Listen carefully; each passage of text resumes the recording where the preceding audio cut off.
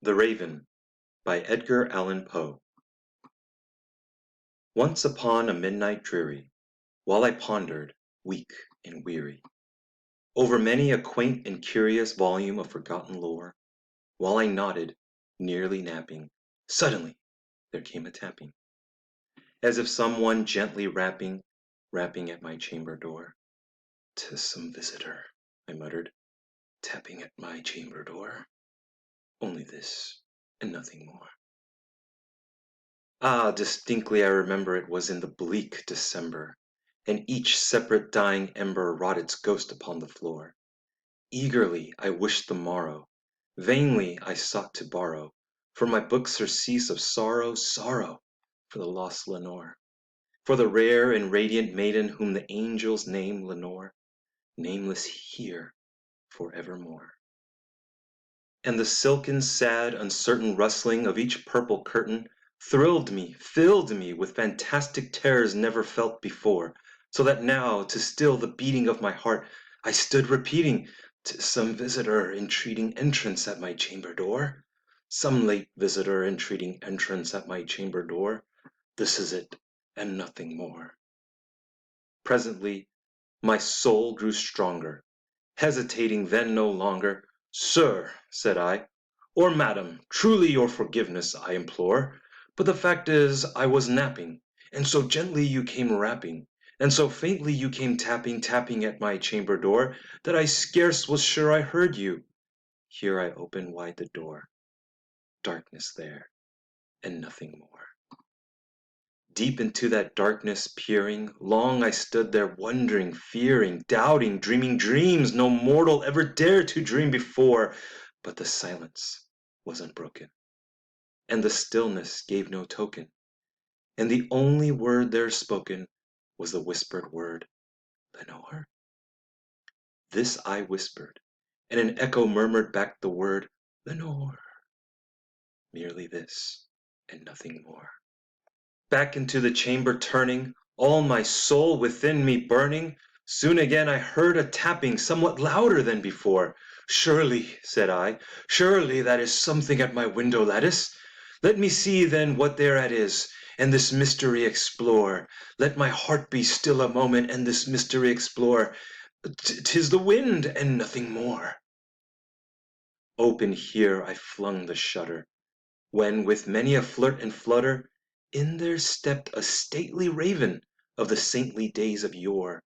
Not the least obeisance made he, not a minute stopped or stayed he, but with mien of lord or lady perched above my chamber door, perched upon a bust of Pallas just above my chamber door, perched and sat, and nothing more.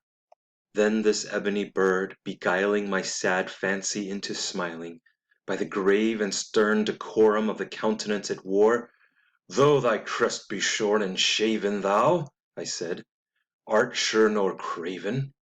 Ghastly grim and ancient raven, wandering from the nightly shore, "Tell me what thy lordly name is on this night's Plutonian shore." Quoth the raven, "Nevermore."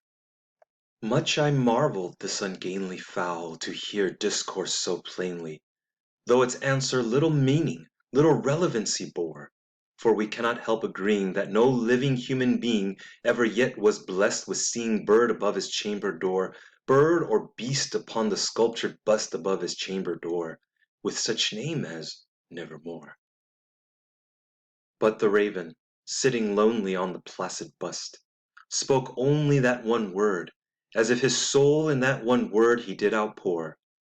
Nothing farther than he uttered, not a feather then he fluttered, till I scarcely more than muttered, "Other friends have flown before. On the morrow he will leave me, as my hopes have flown before." Then the bird said, "Nevermore." Startled at the stillness broken by reply so aptly spoken, "Doubtless," said I, "what it utters is its only stock and store, caught from some unhappy master whom unmerciful disaster followed fast and followed faster till his songs one burden bore, to the dirges of his hope that melancholy burden bore, of nevermore." But the raven, still beguiling all my fancy into smiling. Straight I wheeled a cushioned seat in front of bird and bust and door. Then upon the velvet sinking, I betook myself to linking fancy unto fancy, thinking what this ominous bird of yore, what this grim, ungainly, ghastly, gaunt, and ominous bird of yore meant in croaking, nevermore. This I sat engaged in guessing, but no syllable expressing to the fowl whose fiery eyes now burned into my bosom's core. This and more I sat divining, with my head at ease reclining on the cushion's velvet lining that the lamplight gloated o'er, but whose velvet violet lining with the lamplight gloating o'er, she shall press, nevermore.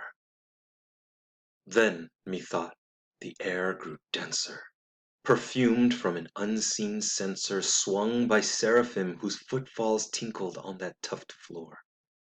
Wretched, I cried, thy God hath lent thee, by these angels he has sent thee, respite, respite and nepenthe from thy memories of Lenore. Quaff, oh quaff this kind nepenthe, and forget this lost Lenore. Quoth the raven, nevermore.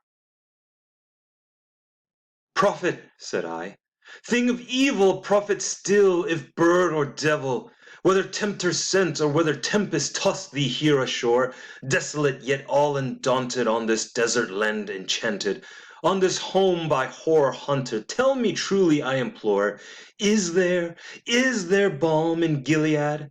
Tell me, I implore. Quoth the raven, nevermore.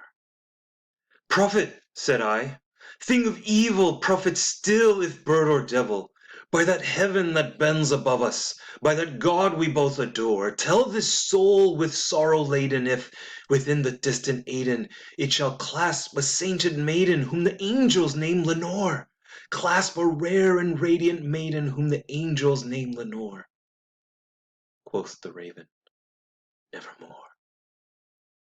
Be that word our sign of parting, bird or fiend, I shrieked, upstarting. Get thee back into the tempest and the night's Plutonian shore. Leave no black plume as a token of that lie thy soul hath spoken. Leave my loneliness unbroken. Quit the bust above my door. Take thy beak from out my heart, and take thy form from off my door. Quoth the raven, nevermore. And the raven, never flitting, still is sitting on the pallid bust of Pallas just above my chamber door, and his eyes have all the seeming of a demon's that is dreaming, and the lamplight o'er him streaming throws his shadow on the floor, and my soul from out that shadow that lies floating on the floor shall be lifted nevermore.